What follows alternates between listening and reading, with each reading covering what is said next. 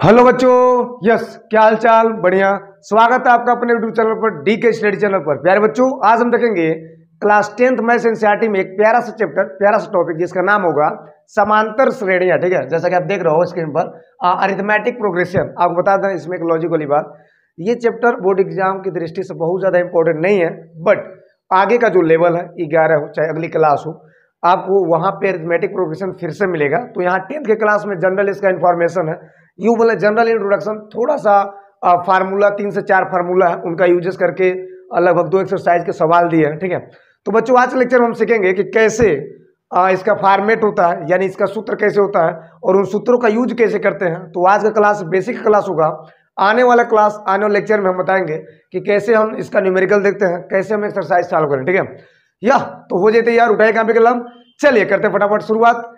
चलिए, तो सबसे पहले हम बात करेंगे बच्चों अरिथमेटिक प्रोग्रेशन, दैट मीन समांतर श्रेणी क्या होता है।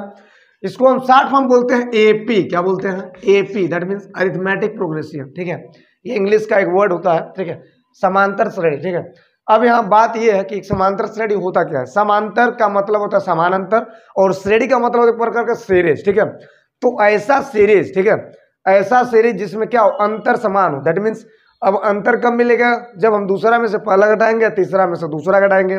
जब भी दो अंकों को घटाते हैं आपस में तो अंतर मिलता है। तो वही बात है कि समांतर श्रेणी का मतलब होता है हर जगह अंतर समान हो। ठीक, लॉजिक वाली बात समझेंगे। पहले 2 लाइन में या 3 लाइन में लिखते कैसे हैं, पहले उस चीज को समझें। अगर आप नोट्स बना रहे हो तो आप पहले इसका मतलब जरूर लिख लेना। यहाँ पे लिखना समांतर श्रेणी। ठीक है, क्या लिखेंगे? व्हाट राइट हियर बच्चों, समांतर श्रेणी का मतलब क्या है बोलेंगे? वह श्रेणी। ठीक है, वह श्रेणी जिनके दो क्रमागत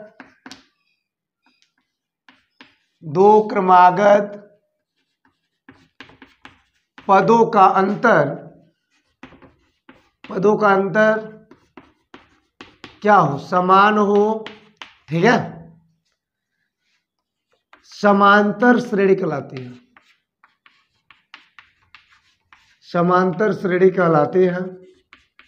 आज ये तो बात क्लियर। दूसरी भाषा में अगर इसी को हम दूसरी परिभाषा में लिखें तो क्या होगा? तो बोलेंगे ऐसी श्रेणी होती है, ऐसी श्रेणी। ठीक है, ऐसी श्रेणी जिसका प्रत्येक पद बोलेंगे, क्या बोलेंगे? जिसका प्रत्येक अपने पूर्व पद में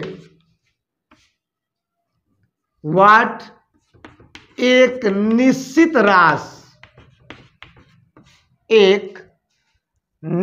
राशि जोड़कर या यूं बोल रहे घटाकर प्राप्त होती है। अच्छा, सिंपल सी बात। मैंने बोला, आपने सुना, वह श्रेणी जिनके 2 क्रमागत पदों का अंतर समान हो। क्रमागत मतलब क्रम से, 1 के बाद 2, 2 के बाद 3, 3 के बाद 4, राइट।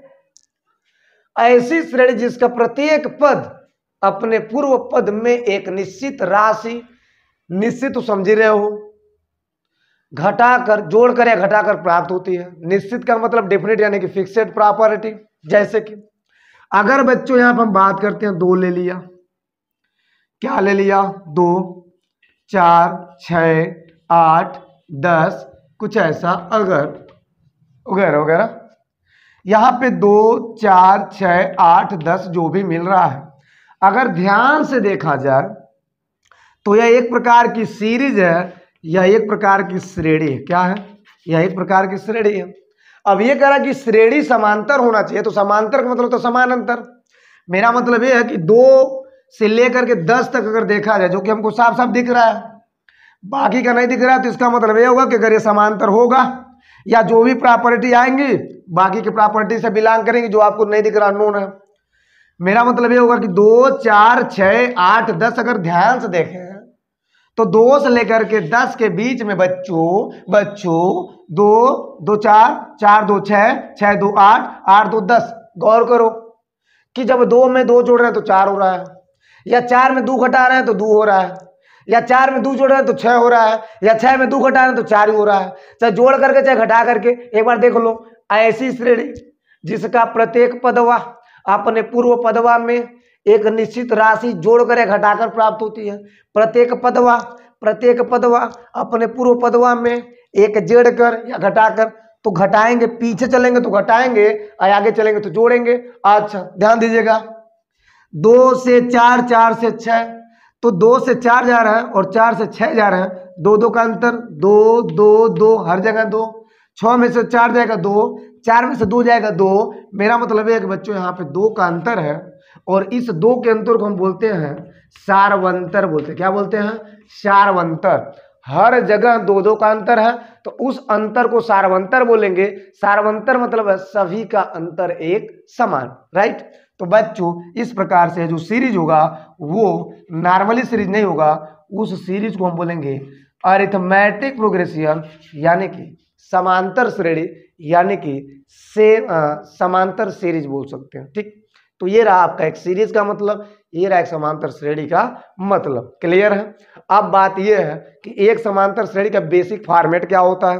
दैट मीन्स यूं बोले कि इसका बेसिक फार्मूला जिसके द्वारा हम फाइंड आउट करते हैं किसी पद को, किसी टर्म को, राइट। एक सीरीज में तमाम टर्म। क्लियर?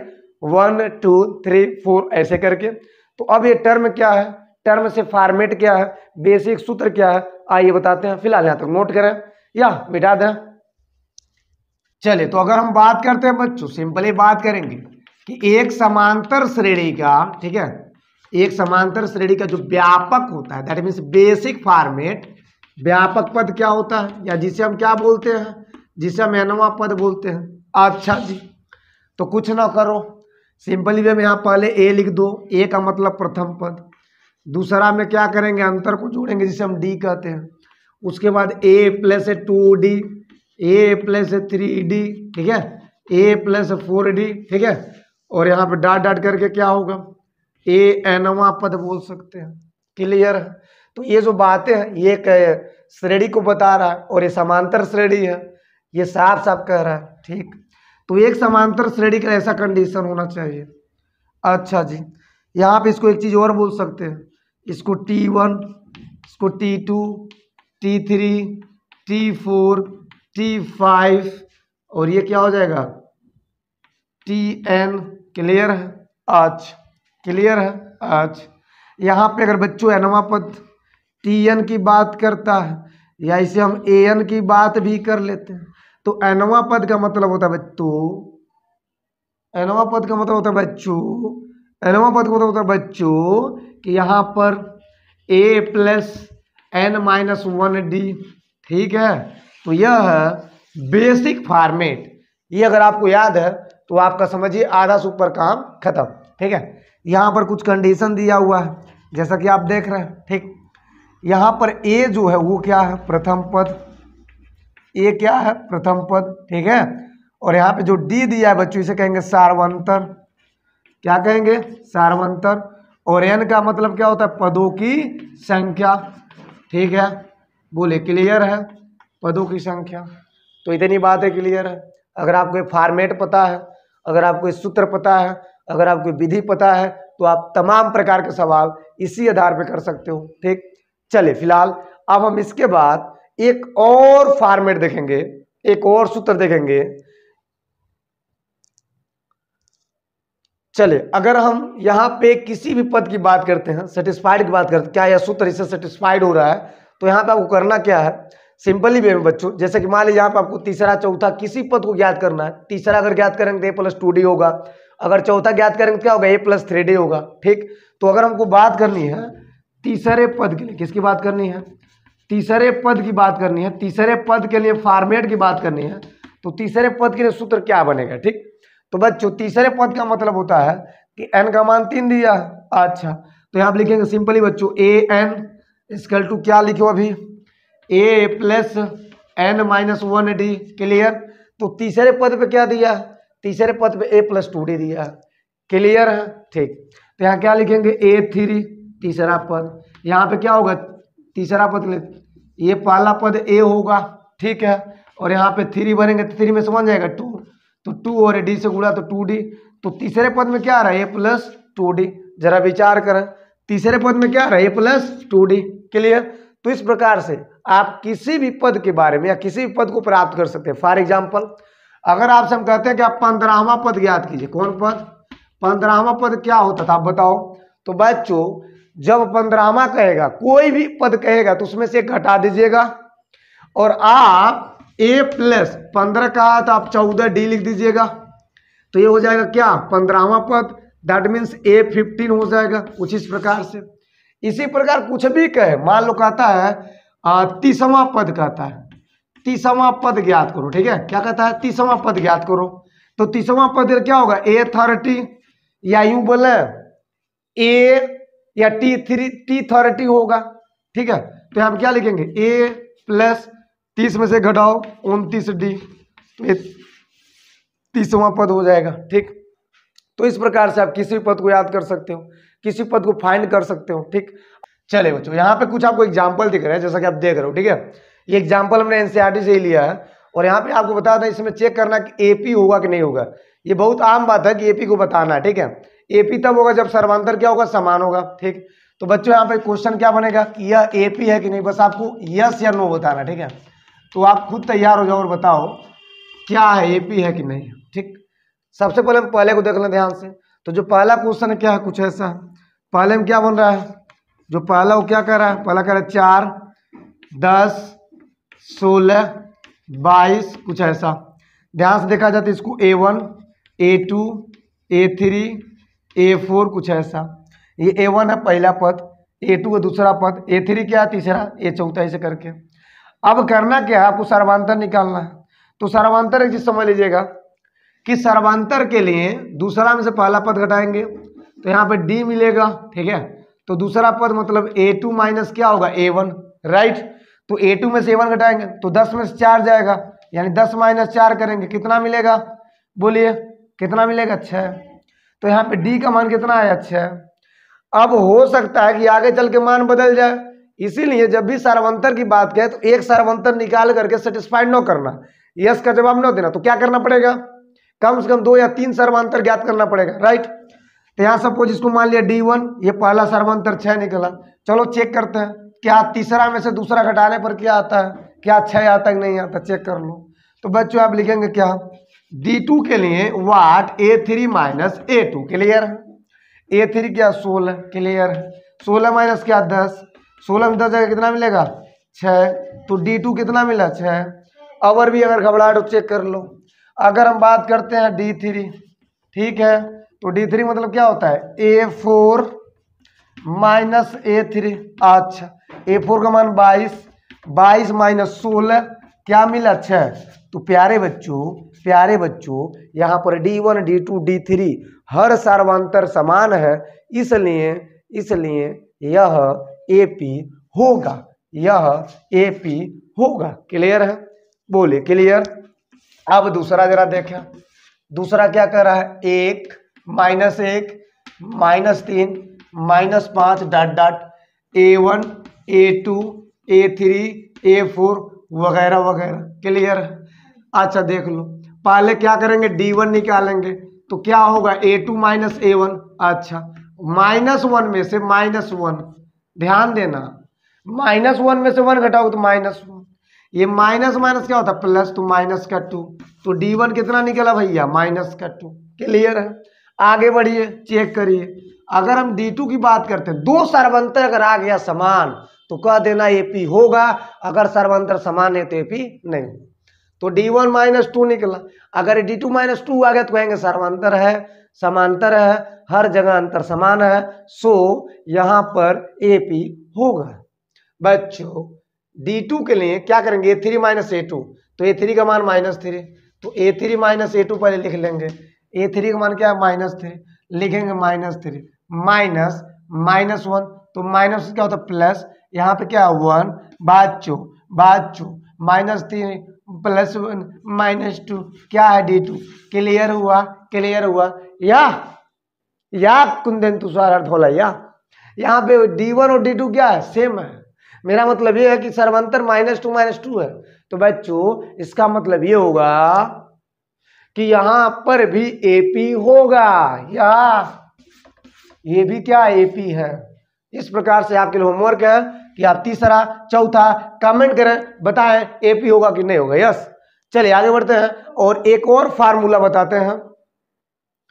अगर आपको पदों की संख्या अंत से ज्ञात करनी है, अंत से nवां पद यानी अंतिम से यानी लास्ट से nवां पद का मान बतानी है, तो कैसे बताएंगे।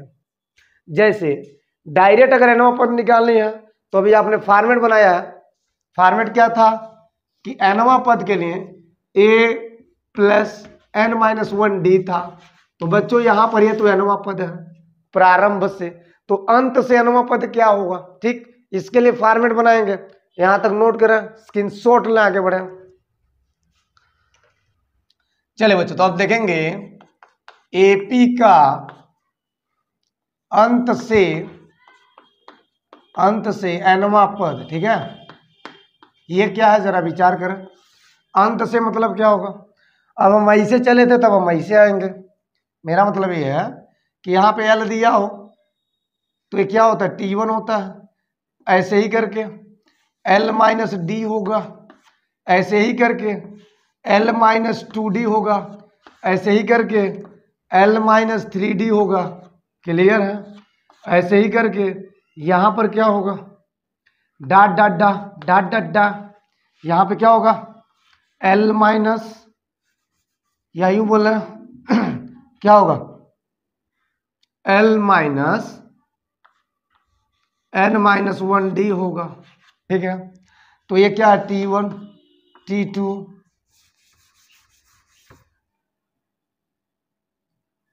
ये क्या है T1 T2 T3 T4 और ये क्या है Tn।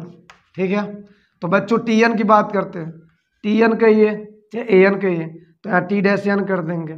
ठीक, इसका मान क्या होगा L-वाट n-1d। ठीक है, ये होता है इसका फॉर्मेट, जहां पर वेयर L जो होता है वो होता है अंतिम पद। ठीक है, बाकी तो आप जानते हो। D होता है सर्वांतर,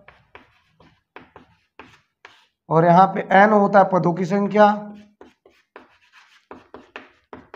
ठीक है, चलिए यहाँ पे अब हम क्वेश्चन लेंगे, कुछ एक एग्जाम्पल लेंगे। ठीक है, जिसमें आपको nवां पद निकालना प्रारंभ से भी और अंत से भी। ठीक, तो एग्जाम्पल ये है कि मैंने एग्जाम्पल लिया वाट 2 4 6, ठीक है 8 10 वाट, यहाँ पे 100 तक। ठीक है, कुछ ऐसा। तो यहाँ पर अगर ध्यान से देखा जाए तो पहला पद दूसरा तीसरा ऐसे करके लास्ट वाला पद भी दिया है, an वाला दिया है या tn वाला दिया है। ठीक है, अंतिम पद भी दिया है, प्रारंभ पद भी दिया है। तो यहाँ बच्चों आपको करना क्या है, क्वेश्चन में जरा ध्यान देंगे। क्वेश्चन कह रहा है कि आपको यहाँ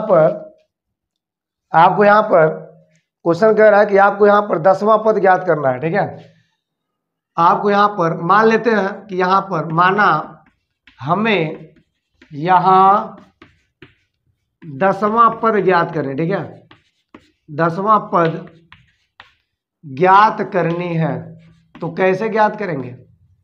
तो 10वां पद के लिए क्या होगा, 10वां पद के लिए 1 2 3 4 5 6 7 8 9 10 इसी बीच में आएगा कहीं कहीं।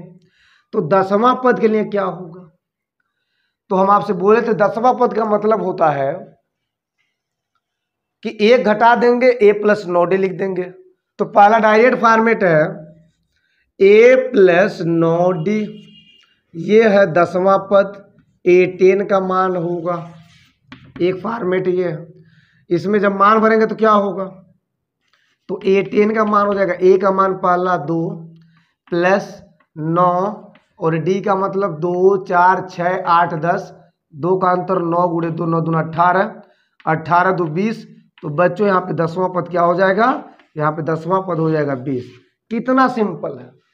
ये जो सबसे शानदार ट्रिक है ये यही है कि कौनो पद कहे तो उसमें से घटा देना, और a+ जो घटा हुआ चीज है उसके साथ d लिख देना। 10वां कहता है तो 1 घटाएंगे तो 9 बचेगा, तो a+9d लिखेंगे। ठीक है, आपको दो चीज खाली पता होना चाहिए, ए का मान और डी का मान। अब दूसरा तरीका है कि अगर इसको हम सूत्र में रखते हैं तो कैसे प्राप्त होगा, 20 लाना है। तो यहां लिखेंगे ए 10 बराबर क्या होता था, A N equal to N minus one, A N equal to A plus N minus one D.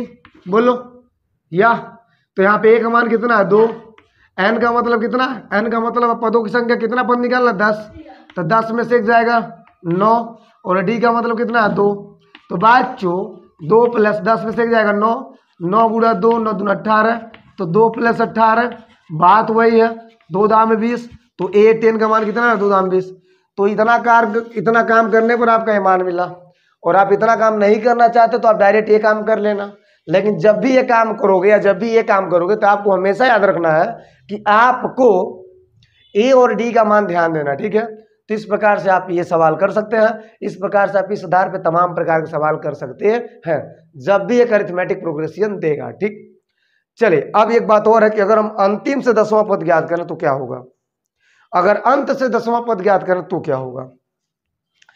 तो बच्चों अंत से अगर बात करते हैं, अंत से 10वां पद की बात करते हैं, अंत से 10वां पद की बात करते हैं तो कैसे ज्ञात होगा। तो पहले अंत वाला पद का हम फॉर्मेट लिखेंगे, तो यहां लिखेंगे टी एन, एन के स्थान पे 10 यानी टी एन इक्वल टू क्या होता है L minus N minus one D. Clear, T N यहाँ पे हो जाएगा टी 10 इक्वल टू हो जाएगा एल का मतलब लास्ट वाला पद, तो लास्ट पद कितना दिया 100, तो यहाँ भरेंगे 100 माइनस एन का मान 10, तो 10 माइनस 1, और डी का मतलब 2। बोलो या 100 माइनस 10 में से एक जाएगा 9, 9 दूना 18, तो 100 माइनस 18 कितना मिलेगा 82, तो टी डैश 10 का मान हो जाएगा 82, यानी अंतिम से 10वां पद क्या हो जाएगा 82 हो जाएगा, ठीक है। तो इस प्रकार से चाहे शुरू से निकालना हो चाहे अंतिम से निकालना हो, बस दो ही फॉर्मेट आपको याद रखना है, एक समांतर श्रेणी के लिए एक होगा ए एन शुरू से, एक होगा ए एन डैश लास्ट से। क्लियर है, दोनों का सूत्र अलग अलग होगा, A plus N minus one D शुरू से होगा और L minus N minus one D last से होगा। क्लियर है। तो बच्चों आपने क्या सीखा कि जब हम फॉर्मेट याद रखेंगे तो काम बन जाएगा। सवाल जो होता है बहुत इजी होता है, बस आप काम करना सीख जाए, बस आपको फॉर्मेट बनाने आ जाए, सूत्र बनाने आ जाए, सूत्र समझ में आ जाए तो काम बन जाएगा। राइट, नोट कर, फिर हम एक आध फॉर्मेट को और बात करेंगे। इस पूरे चैप्टर में एक दो सूत्र और है जिसका यूज करना है, फिलहाल यहां तक नोट करें। चलिए तो हम देखते हैं कि वास्तव में अगर तीन संख्याएं दी हुई हो, ठीक है, और उसमें से दो संख्याओं का समांतर माध्य निकालना तो कैसे निकालेंगे। ठीक, तो प्यारे बच्चों सबसे पहले यहां पे लिखेंगे वाट दो संख्याओं का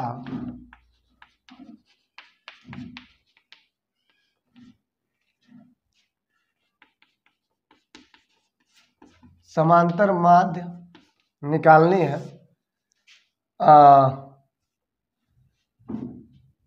वाट यदि तीन संख्याएं वाट ए बी एंड सी समांतर श्रेणी में है, समांतर श्रेणी में है तो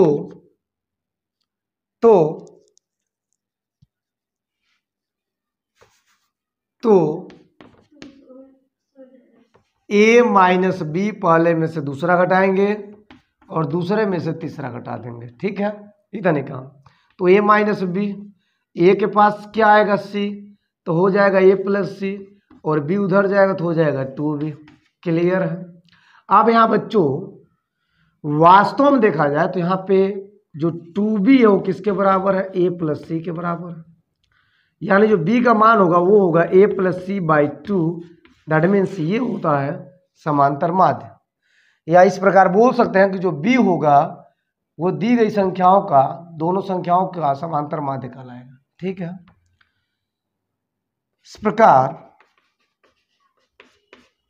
b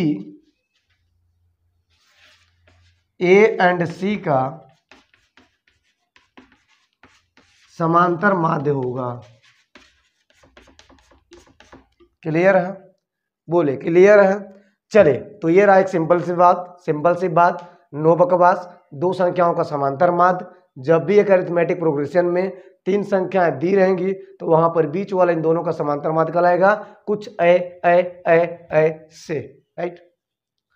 चलिए बच्चों अब हम बात करेंगे दो फार्मूला और, जैसा कि चलिए तो इसके अलावा अगर हम बात करते हैं कि कुछ और फार्मूले इस चैप्टर में संभव है, तो ये फार्मूले योग के लिए दो फार्मूलेज बनते हैं अलग अलग। जब भी प्रारंभ की बात होती है, एन पदों की बात होती है, प्रथम की बात होती है, प्रथम एन पदों की बात होती है, तो वहाँ पर उसका जब हम योग करते हैं, दैट मीन्स यहाँ पे सम्मेशन करते हैं, एस से डिनोट करेंगे n/2 2a plus n-1 day, ठीक है। ये होता है किसी भी एपी के प्रथम एन पदों का योग। और यहाँ पर लिखा हुआ है यदि एक परिमित एपी का अंतिम पद यल दिया हो तो वहाँ पर यूँ बोलेंगे लास्ट से s = n/2 a + l, ठीक है। तो बच्चों आज के लेक्चर में इतना है, आज की क्लास में इतना है, क्योंकि आज हमने सीखा एक अरिथमेटिक प्रोग्रेशन का पूरा बेसिक, यूं बोले जबरदस्त टॉपिक, जबरदस्त अंदाज के साथ।